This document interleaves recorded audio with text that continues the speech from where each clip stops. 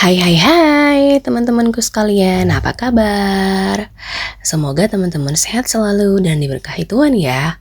Oh ya, jadi di video kali ini aku ingin berbagi ilmu pengetahuan tentang bagaimana cara menggunakan atau mengoperasikan PLSM untuk teman-teman yang sedang menyusun skripsi, tesis, atau apalah gitu ya yang berhubungan dengan penelitian, dan menggunakan PLSM maka teman-teman dapat menonton video ini. Nah, simak terus ya penjelasan aku. Ya, mudah-mudahan teman-teman dapat mengambil informasi dan apa yang teman-teman kerjakan mendapat rahmat dari Allah Subhanahu wa taala. Terima kasih teman-teman, selamat menonton. Oke teman-teman, di sini saya akan mendeskripsikan sedikit bahwa pengertian SEM itu, SEM sendiri menurut Sugiono menganalisis suatu analisis yang menggabungkan analisis faktor, analisis jalur, dan analisis struktural. Nah, SEM itu sendiri dibagi menjadi beberapa. SEM, ada SEM biasa, ada juga SEM PLS. Nah, dalam penelitian ini saya menggunakan SEM PLS.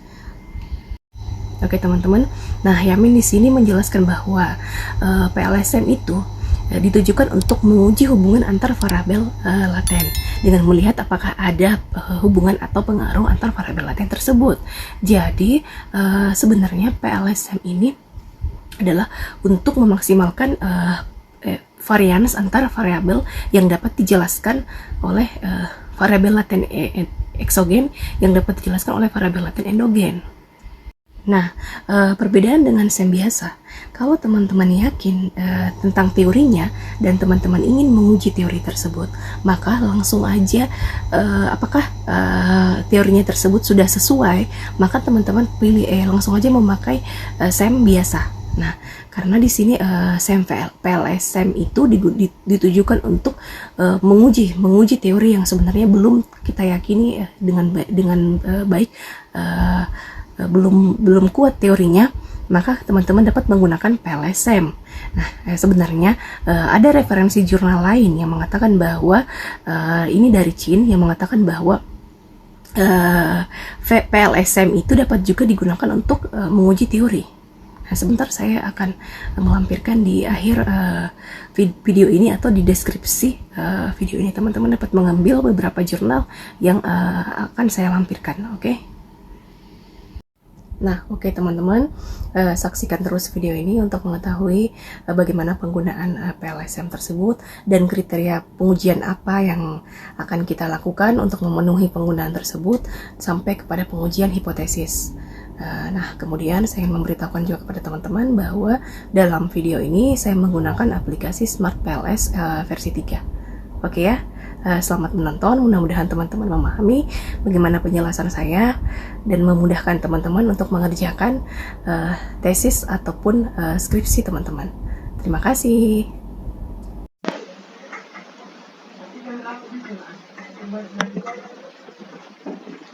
Oke teman-teman,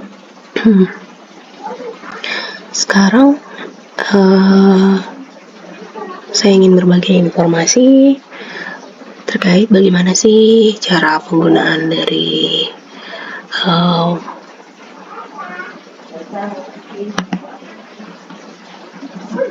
PLS itu. Nah, kebetulan kan seperti yang saya sebutkan itu, saya kemarin ikut menyusun tesis. Nah, penelitian saya itu penelitian kuantitatif. Oleh karena itu, maka saya mencoba sendiri untuk mengolah data yang telah saya kumpulkan.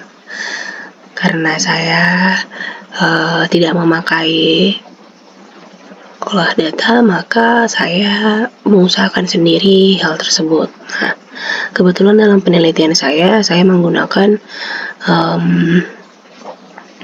analisis data SEM. Namun penggunaan itu saya memakai SEM PLS. Oke, jadi seperti ini. Awalnya teman-teman pilih file, lalu kemudian pilih create new project, kemudian tulis namanya. Nah, Lalu kemudian teman-teman pada pilihan ini double klik to import data, masukkan datanya. Lalu pilih file yang teman-teman awalnya telah buat di Microsoft Excel dalam bentuk format CSV. Jadi usahakan data file itu berbentuk CSV or TXT, karena pada PLSM ada ketentuan tersendiri bahwa data itu harus dalam bentuk format file CSV or TXT. Nah, teman-teman import aja, masukkan. Nah, lalu kemudian bagaimana caranya? Nah, teman-teman pilih ini PLS 1. Kita buat dulu modelnya ya, model strukturalnya seperti apa. Oke, yang sama jenisnya teman-teman tarik aja langsung. Karena penelitian saya ini 2Y1X, maka saya masukkan ini, buat dulu model strukturalnya kayak gimana.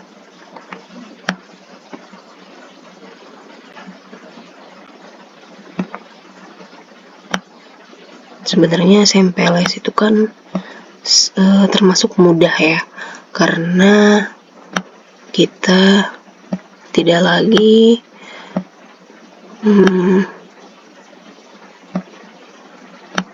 membuat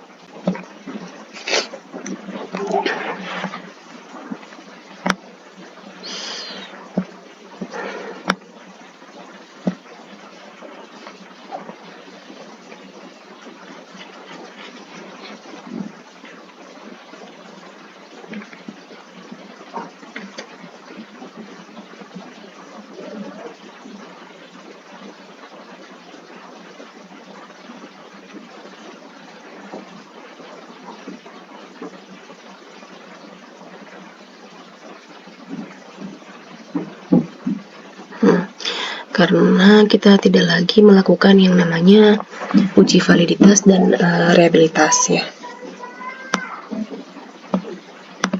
Waduh, baik dulu.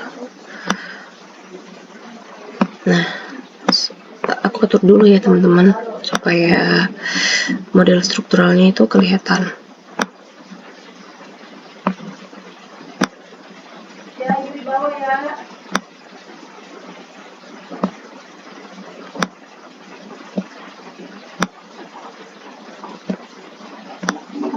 Nah, sebenarnya kan penggunaan ini sangat mudah dibandingkan SEM yang lain.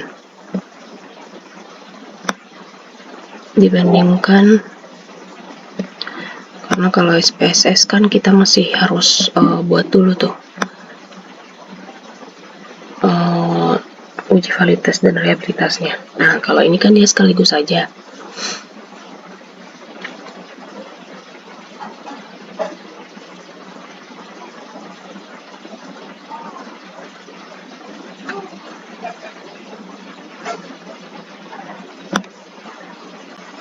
Sebelum kita mengetahui bagaimana pengaruhnya, kita buat uji dulu, uji kelayakan istilahnya. Oke. Nih, kayaknya kita ganti nih. Kalau teman-teman tidak mau manual, untuk bisa juga nih fungsinya ini. Pindahkan ini ya, komponennya ini ke kiri atau ke kanan. Nah, kayak gitu.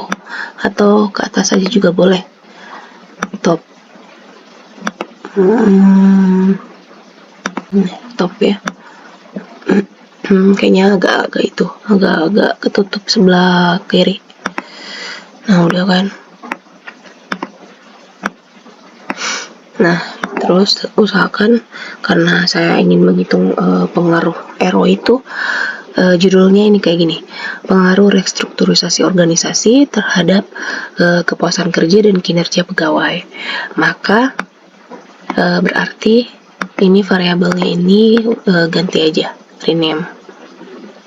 Dia rename-nya ke y x ya, x. Lalu ini rename lagi ke Y1.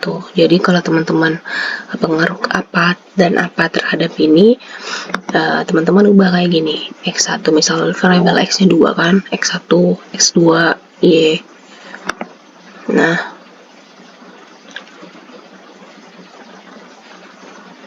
rename-nya Y2. Y2. Nah, kemudian teman-teman buat untuk melihat untuk mengetahui apa namanya untuk perhitungan modelnya, maka kita harus ini dulu konekkan ya. Teman-teman tarik garis ini, tarik garis ke sini.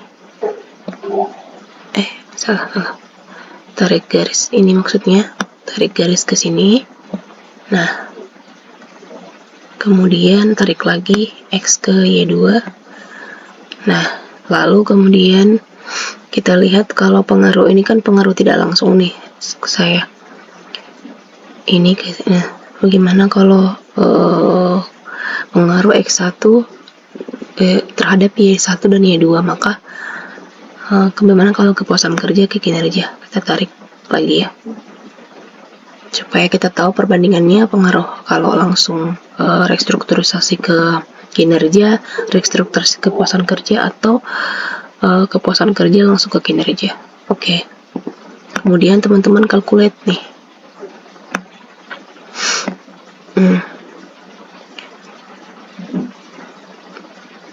Nah, di sini kan ada, kalau ini kan untuk uji kelayakan itu sendiri kan ada beberapa ini ya, beberapa kriteria seperti yang saya jelaskan di video sebelumnya. Maka langsung aja nih start calculate, gak usah ganti yang sebelah kiri, gak usah. Nah, final resultnya, nah ini kan yang pertama pay coefficientnya dulu. Ada beberapa ketentuan nih, kita export aja ke Excel, langsung aja export, start export. Jadi nilainya langsung terbaca sekaligus ya teman-teman.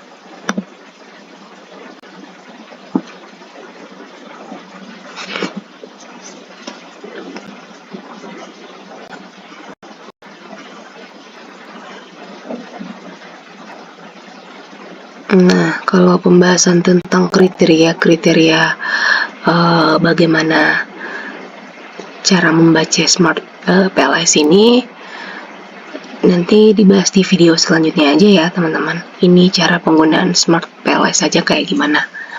Nah, ini nih final resultnya. Terus yang harus kita perhatikan sebelum bootstrapping itu apa aja. Nah, R-square, F-square itu apa, efek langsung dan tidak langsung, dan total efeknya kayak gimana. Di sini ada semua langsung sekaligus dijelaskan. Oke ya teman-teman. Kemudian kalau misalkan sudah memenuhi ini, maka teman-teman langsung aja calculate lagi untuk pengaruhnya gimana. Oke. Kalau teman-teman sudah ini di aplikasi ini bootstrapping ya, tapi itu ingat sebelumnya teman-teman start calculate harus uji kelayakan dulu, apakah model ini sesuai atau tidak. Kalau aku sebelum ini nih contohnya nih, kalau sebelum aku periksa ya, ini kan hitungannya p-value sama t statistiknya nih. Kita lihat nih untuk pengukuran bootstrappingnya apakah bagaimana pengaruhnya. Misal kayak tadi kan X ke Y1, t statistiknya begini p-value-nya, X ke Y2, tapi Y1 ke Y2 itu lebih tinggi. Terus ininya ini kalau hijau-hijau ini berarti dia terdapat pengaruh ya, terdapat pengaruh X1 ke Y2. Tapi kan sebelumnya harus diuji dulu tuh uji kelayakannya. uji model kelayakan. Nah, kayaknya kita bahas aja ke video selanjutnya ya. Oke, terima kasih ya teman-teman sudah menonton video ini. Oke, sampai jumpa di next video.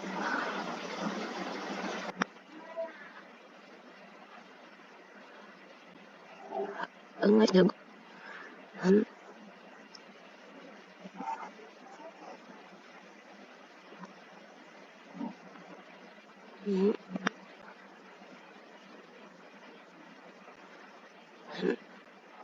Lisa wash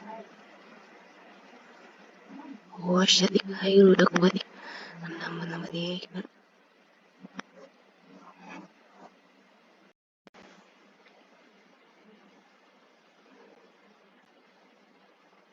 Nah, dalam SMPLS itu kan ada beberapa tahapan nih. Salah satunya itu adalah uji kelayakan atau uji kelayakan atau evaluasi God of Fitness-nya. Nah, evaluasi GOF ini biasa kita sebut dengan evaluasi model pengukuran atau outer model ya, kayak gimana. Nah, apa sih yang kita evaluasi itu? Yang pertama adalah convergent validity dan discriminant validity. Dari indikator pembentuk konstruk laten dan composite reliability-nya untuk blok indikatornya. Nah, evaluasi dari convergent validity ini kita lihat dari nilai loading factor dan AV-nya. Kalau dia misalkan nilai loading faktornya di atas 0,7, maka ini dikatakan ideal. Nah, kalau tapi ada juga yang saya baca dari jurnal bahwa di atas di bawah atau standar 0,5 itu masih dapat diterima. Teman-teman bisa lihat jurnalnya itu Chin. Oke. Kalau dia nilai AV-nya 0,7 maka dia ideal. Tapi kalau nilai AV-nya minimal 0,5 maka dia masih menunjukkan convergent validity yang baik. Jadi disebut baik ini karena dia variabel laten ini dapat menjelaskan lebih dari setengah varians dari indikatornya. Oke. Nah, kita lihat dulu evaluasi dari convergent validity. Kalau discriminant validity, sebelum itu jelaskan dulu ya discriminant validity. Kalau evaluasi discriminant validity-nya dapat dilihat dari nilai cross loading. Nah, ukuran cross loading itu kayak gimana?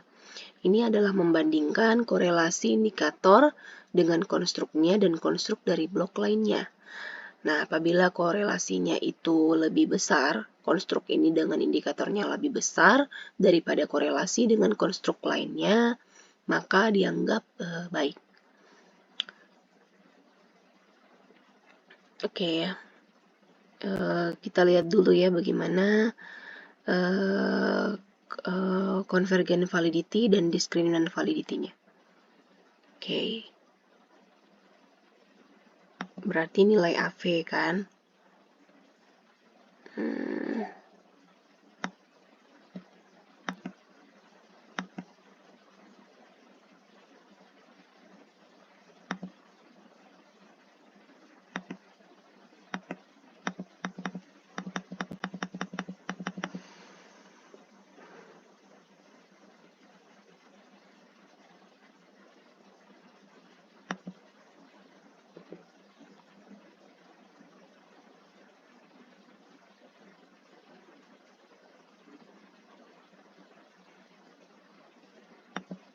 Nah, ini outer loading-nya teman-teman. Atau diskriminan.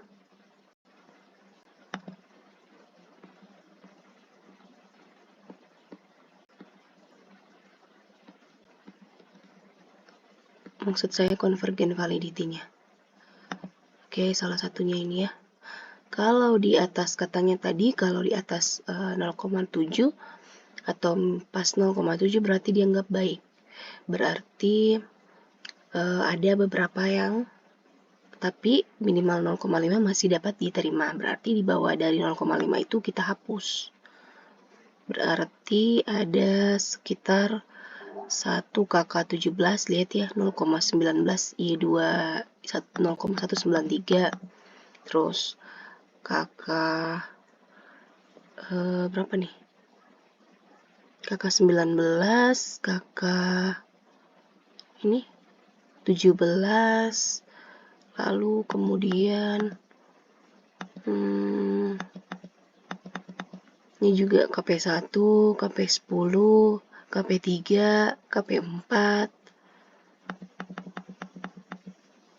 KP9, kita hapus nanti. Nah, cara hapusnya itu teman-teman tinggal ini aja,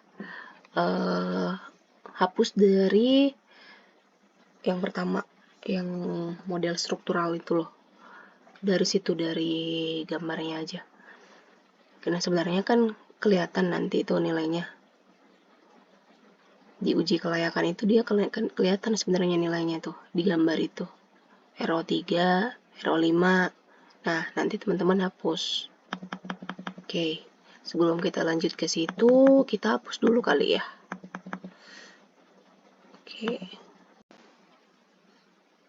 Oke. Nah, ini tadi hasil dari PLS algoritma atau uji kelayakan. Sebelum kita lanjut ke bootstrapping, seperti yang saya jelaskan, berarti ada kriteria-kriteria overloadingnya yang mesti kita hapus. Karena syarat untuk convergent validity itu kan dia harus overloadingnya atau konstruknya itu di atas, nilai loading faktornya itu di atas 0,7. Nah, oke, berarti yang di bawah 0,7 dan yang di bawah 0,5 harus kita hapus saja. Oke. Kita lihat dari X dulu ya.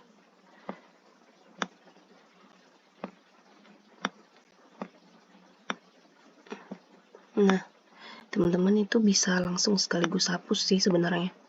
Ini kan kalau dihapus satu-satu kan berarti yang ini ya, RO11 ya, hapus karena di bawah 0,5 delete kan. Mana tuh? Wah, kalau kayak gini berarti kita harus kalkulasi ulang. Nilainya kan nggak kelihatan tuh. Kayak gini langsung aja masuk ke sini untuk lihat. Nah, pakai cara kontrol, terus klik yang kita mau hapus supaya nilainya itu nggak kelihatan maksudku ya. Ini kan 0,3, terus 0,3 RO3, RO14, RO5. Udah kali ya, itu aja kali ya. Udah nggak ada. Ulang ya. RO3, RO5, RO14, RO13. Nah, terus klik kontrol, klik tekan kontrolnya ini, teman-teman jangan dilepas. Jadi terus delete. Oke kan? Itu kan hilang lagi tuh. Kita start calculate lagi. Kayak gitu tuh terus tuh sampai terus ke sini PLS1. Sampai semuanya itu yang di bawah 0,5 itu hilang. Nah, untuk X-nya berarti loading faktornya udah nggak ada lagi yang di bawah 0,5. Kita lihat di KP. Oke. Berarti ya satunya ya. Maksud saya.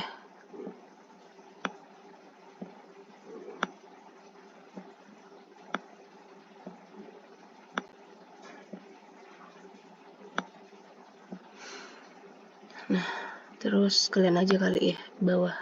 Oh ya, ini terlalu jarak kali. Kalau di bagian sini berarti ini kakak 17,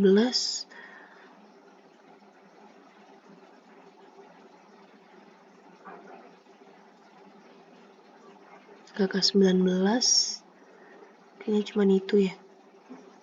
Oke, kita sekalian aja hapus. Berarti teman-teman klik kontrol, terus terus tekan yang bersamaan, jangan dilepas kontrolnya. Yang di bawah 0,5 hapus.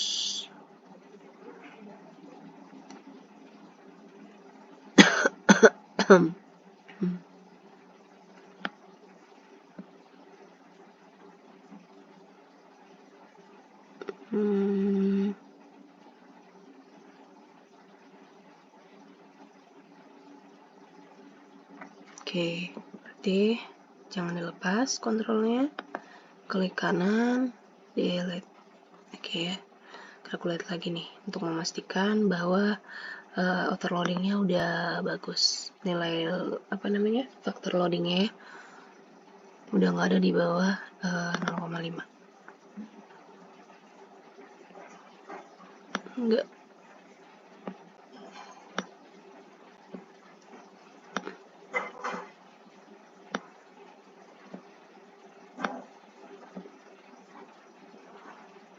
Nah, di sini kita cek udah nggak ada kan?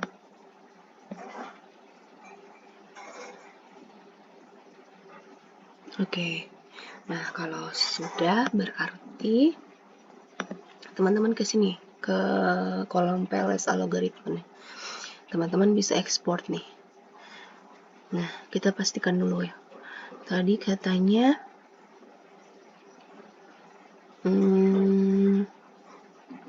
nih terloading ya, kita lihat.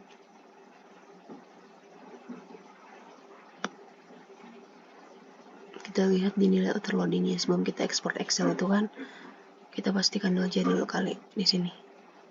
Udah nggak ada kan di bawah 0,5. Ini kan warna merah ini sebenarnya kan ketentuan dari PLS SEM PLS itu kan 0,7 ya.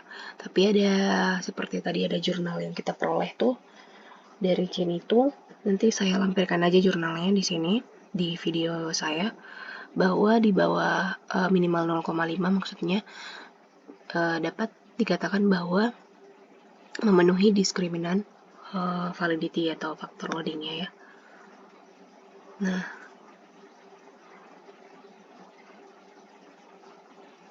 oke, udah nggak ada kan. Nah, lalu setelah itu katanya kalau di convergent validity berarti kita lihat dari nilai AV-nya juga.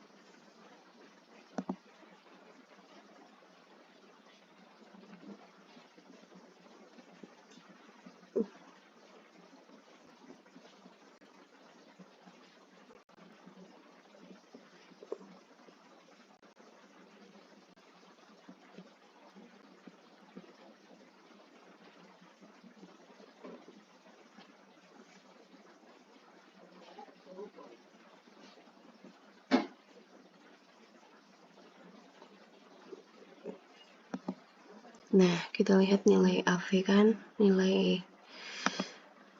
AV, mana tuh AV tuh di sini.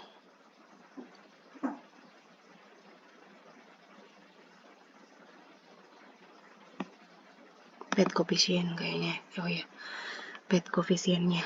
Nah, di sini kan kita lihat nih,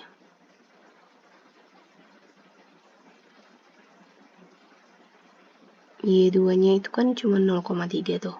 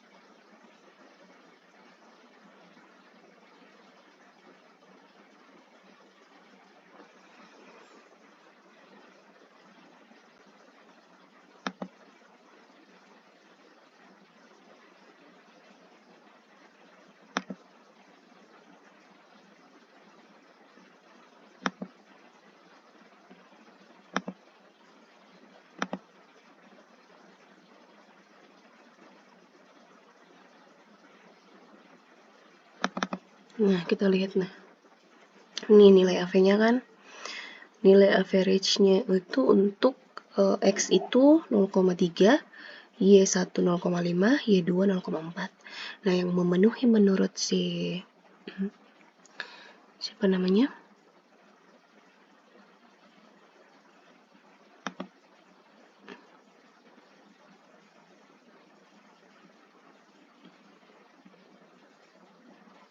Yang memenuhi harusnya dia di apa namanya? Nilai syaratnya itu harus 0,5 kan untuk nilai AV itu. Nah, itu persyaratan yang ditentukan dan terbaca di aplikasi ini bahwa warna hijau ini menandakan bahwa dia memenuhi persyaratan kan uji kelayakan. Namun, ada jurnal dari Fornell dan Lacker dalam Huang et al. 2013 bahwa kalau nilai composite reliability-nya di atas 0,6 maka masih memenuhi kelayakan atau uji kelayakan atau validasi konvergennya ya teman-teman. Jadi kita lihat dari crossband alfanya dari ketiga ini semuanya bertanda hijau, artinya dia memenuhi. Nanti referensi jurnalnya saya lampirkan juga ya. Oke. Nah, selanjutnya kita lihat dari nilai tadi kan convergent validity itu. Sekarang discriminant validity, yaitu seperti kita jelaskan bahwa kita membandingkan nilai cross-loading dari setiap konstruk dengan korelasi antara konstruk dengan konstruk lainnya. Nah, kita lihat dulu dari nilai cross-loadingnya. Nih, discriminant validity-nya ya. Nih, kriteria discriminant validity itu kan sebenarnya ada beberapa ya. Ada kita lihat dari Fornell Laker-nya, ada kita lihat dari HMTM-nya, ada kita lihat dari cross loading-nya. Kalau teman-teman uji kelayakan itu sebenarnya semua lebih baik ya. Tapi saya lihat aja dari perbandingan cross loading-nya kayak apa. Kita lihat nilai cross loading-nya.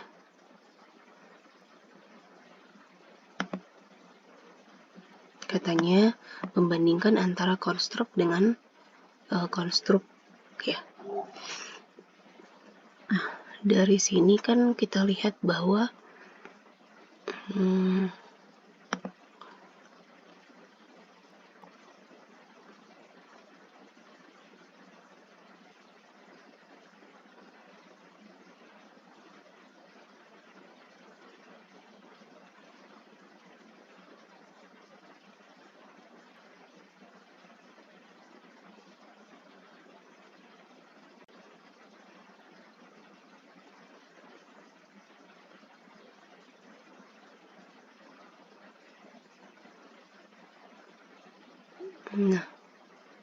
kriterianya berarti kalau kakak 1 berarti dia Y1 kan tadi. Nah, terus kakak 1 dengan X. Nanti teman-teman bisa ganti juga bahwa X ini adalah kakak 1. Maksudnya X ini adalah ini miliknya. Dia kan dari PLS logaritma itu kan berarti dia X ya. X itu kan RO ya. Berarti terus Y2 berarti dia KK kan. Y1 berarti dia KP. Y1 berarti dia KP2.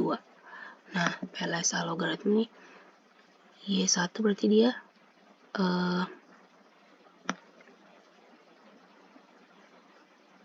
KP2 ya. Oke. Berarti X itu berarti dia RO. Oke. X berarti RO. Oke. Berarti kita bandingkan nih. Kalau dia berarti ini ya, Y2 itu berarti KK1 kan. Y2 berarti kakak. Oh, Y2 berarti kakak. Y1 berarti KP. Y1 berarti berarti Y2 kakak kan. Berarti kita bandingkan nih. Ini kakak dengan Y2 harus lebih tinggi dibandingkan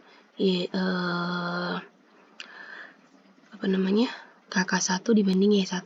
Karena kan KK1 ini, nah kita bisa ganti sih sama Y1 kan.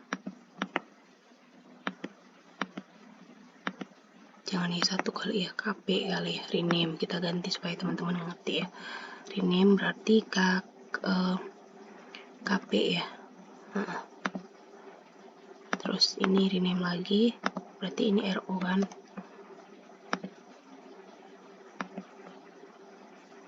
Rename lagi berarti ini Y2. Y2 itu berarti KK. Oke. Kita tarik lagi, calculate lagi ulang. PLS. Oke. Tadi ke discriminant validity. Cross loading kan. Nah, maksud saya itu kayak gini.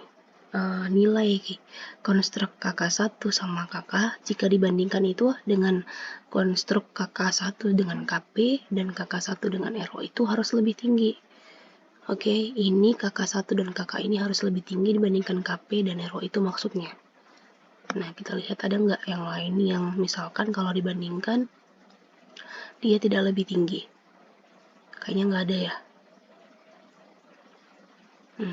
Nah, berarti dia memenuhi syarat discriminant validity. Oke ya. Nah, kita lanjut ya ke uji reliabilitas. Oh iya, ini kayaknya belum dijelaskan ya. Nah, tahap selanjutnya dalam uji kelayakan itu seperti yang saya jelaskan, berarti sebelumnya kan saya tidak menjelaskan nih tahap uji reliabilitasnya kan sebenarnya uji validitas dan reliabilitas itu kalau di SPSS diuji sendiri.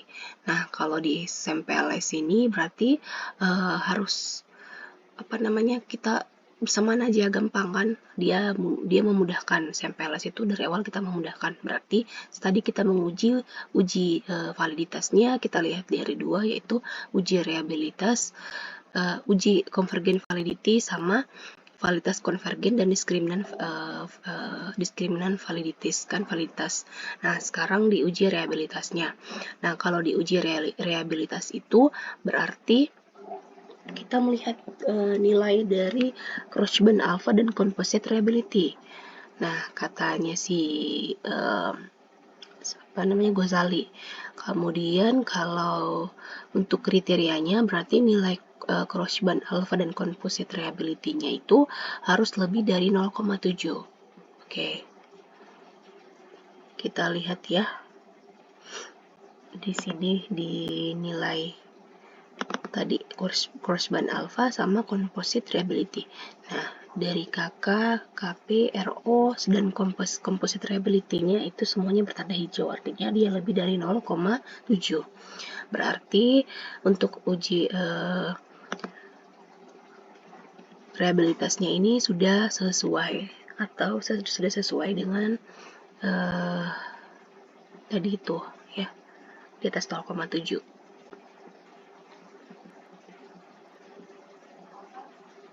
Nah,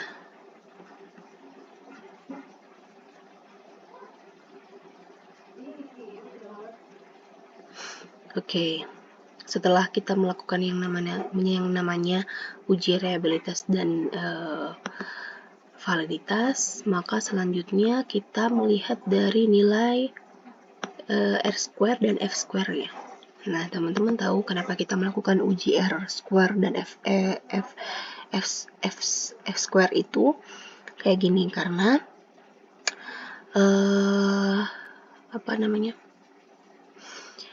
diperlukan uji R-square. Nah, uji R-square itu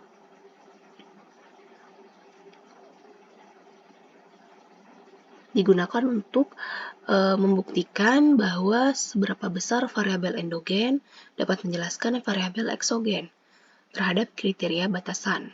Nah, dimana menurut Yamin kan kalau nilainya lebih besar dari atau sama dengan 0,67 maka dia tergolong substansial.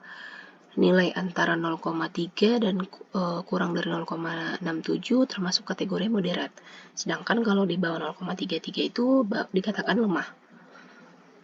Nah, di sini kan kalau X dan Y untuk variabel ini kan tadi kita ganti ya, Y1, Y2 kan, KP ini kan sama kakak ini Y1, Y2 nih. Nah, Y1 dan Y2 itu adalah variabel laten endogen, oke.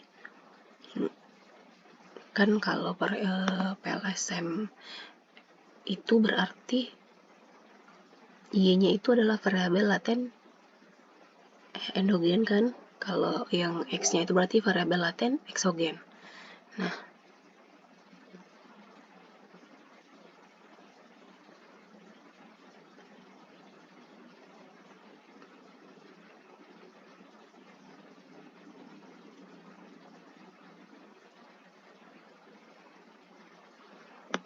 kita lihat ya R-square-nya. Nah, maksud dari sini itu apa? Kita lihat nilai yang ini ya, adjust-nya, bukan nilai yang ini. Oke, nilai adjust-nya itu berarti variabel laten eksogen ini mempengaruhi variabel laten endogen sebesar 0,6 variabel laten endogen KK. Nah, kayak gini ya. Misal tadi kan kita mencari pengaruh restrukturisasi terhadap kepuasan kerja dan pengaruh restrukturisasi terhadap kinerja pegawai. Nah, dari hasil dari R-square ini menjelaskan bahwa pengaruh seberapa besar dia mempengaruhi seberapa besar restrukturisasi ini mempengaruhi kepuasan kerja dan kepuasan kerja berarti dia sebesar 0,64 atau 64% kan. Nah, seberapa besar pengaruh restrukturisasi mempengaruhi kinerja karyawan, kebalik maksud saya, KPI ini kan kepuasan kerja nih.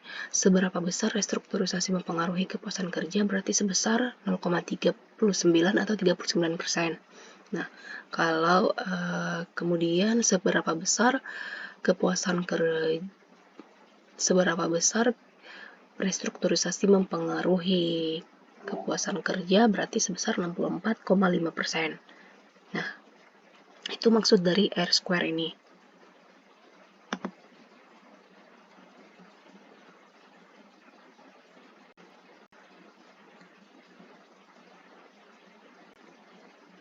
Nah, sisanya itu dijelaskan dari sisa dari nilai ini ada variabel lain ya. Kalau cara penjelasannya itu terdapat variabel-variabel lain yang mempengaruhi. Jadi selain dari restrukturisasi tadi yang mempengaruhi Y dan Y1 dan Y2 ini ada variabel-variabel lain, X lainnya gitu maksudnya.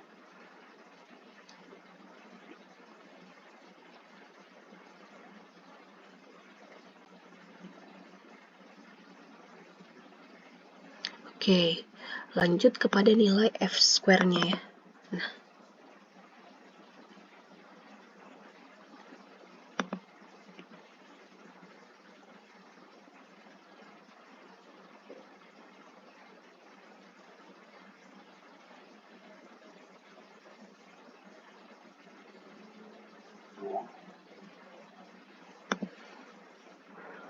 Nah, pengaruh kita lihat dari pengaruhnya. Ini kan ada matriks nih. Kakak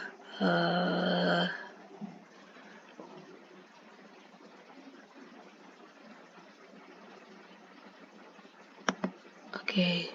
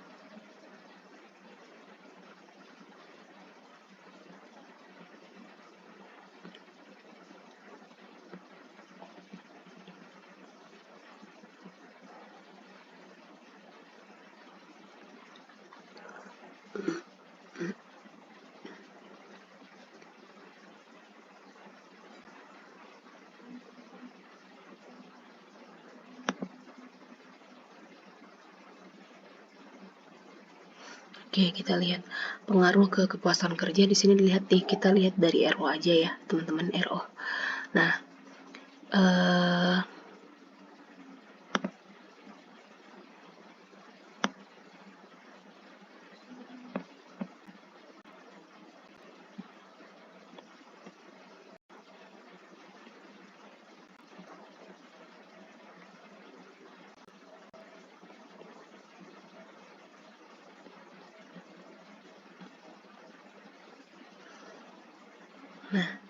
fungsi dari pengujian F-size ini atau efek F-square ini digunakan untuk menjelaskan apabila pengaruh variabel laten eksogen terhadap variabel laten endogen mempunyai pengaruh yang substantif, di mana nilai F-size atau F2 yang direkomendasikan oleh Cohen itu yaitu 0,02, 0,15, dan 0,335 yang masing-masing diinterpretasikan bahwa variabel eksogen memiliki pengaruh kecil, moderat, dan besar pada level struktural. Nah,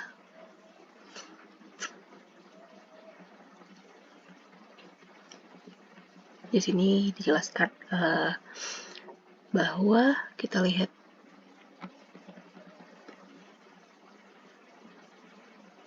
di atas 0,35 berarti dia efek size-nya besar. Kalau dia di bawah, kemudian kalau di antara 0,02 sampai 0,35 berarti efek size-nya itu moderat. Kalau di bawah 0,202 berarti efek size-nya kecil. Nah, kita lihat di sini bahwa kalau RO-nya, restrukturisasinya ini ke KK berarti cuma 0,19, berarti di bawah 0, moderat ya. 0,02 berarti ini moderat ya. Nah, kalau ke kinerja pegawai berarti 0, di atas 0,3. Artinya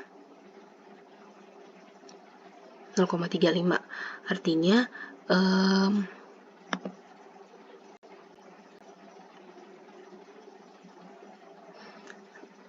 dia memiliki restrukturisasi ini memiliki peranan penting untuk meningkatkan kinerja pegawai sebesar 0,6. Kemudian untuk kakaknya sendiri sebesar 0,1 aja. Oke.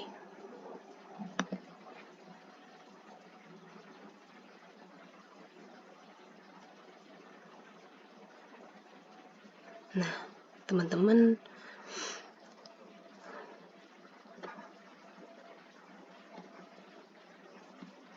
setelah uji diskriminan, uji model struktural, dan uji validitas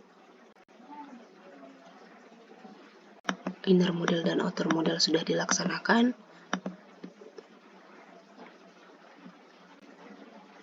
evaluasi model struktural dan evaluasi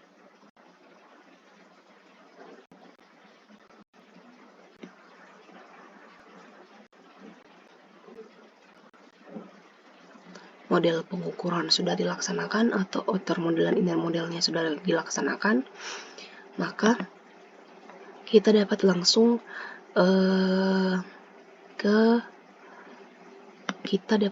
melakukan bootstrapping untuk mengetahui berapa besar pengaruhnya atau PET koefisiennya.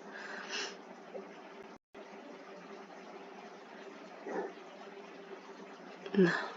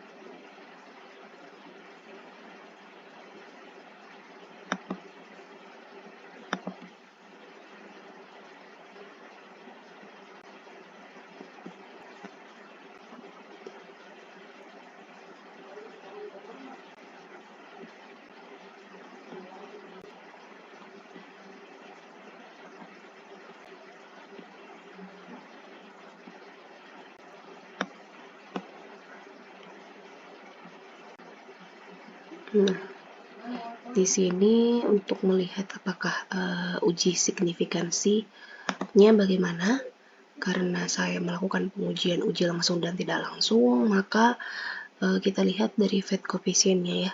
Kalau misalkan dari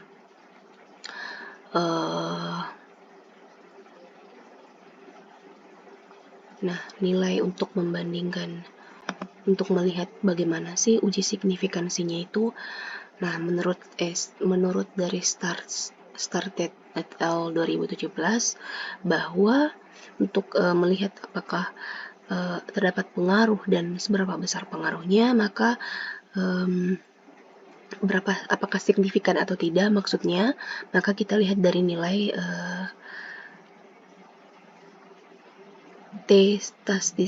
T statistiknya ini harus lebih dari T tabel, yakni sebesar 1,96 atau p-value-nya ini harus di bawah 0,05. Maka itu menunjukkan pengaruhnya ini signifikan. Nah, Kita lihat dari hasil sini. Karena hijau, nah di sini p-value-nya semua 0,000, 0,00 berarti di bawah 0,5 kan. T statistiknya ini bagaimana? Katanya harus lebih besar dari T tabel 1,96. Nah, kita lihat dari T statistiknya ini semuanya di atas 1,96, berarti semuanya itu signifikan ya. Oke. Nah, bagaimana sih cara membacanya ini? Nah, nilai statistiknya ini lebih besar, misalnya RO ke KP.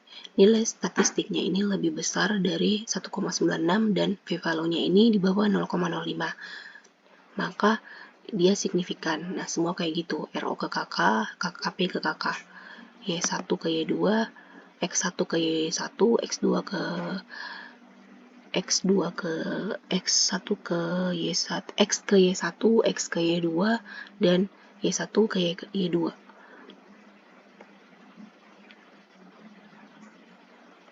Nah, teman-teman selain membandingkan pengaruh langsung kan, teman-teman juga bisa melihat dari pengaruh tidak langsung. Misal kayak saya tadi itu, karena saya mencari pengaruh langsung dan tidak langsung, maka kita dapat melihat membandingkan. Nah, nilai T statistik dari pengaruh langsung ke tidak langsung itu seperti apa? Kalau X ke Y2, Y1 ke Y2. Nah, kayak gitu nih caranya tuh, teman-teman.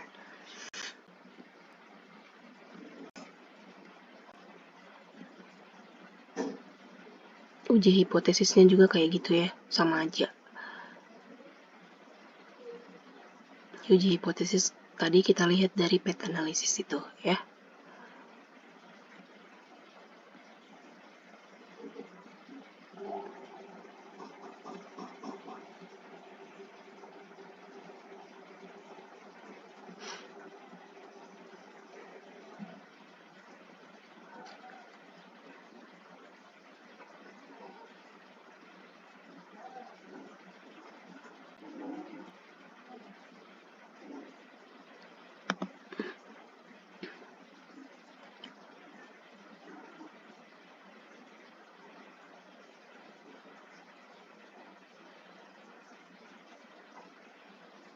Oke ya, sekian teman-teman ya pembahasan kita. Jika teman-teman ada yang kurang jelas, dapat menulis di kolom komentar. Terima kasih.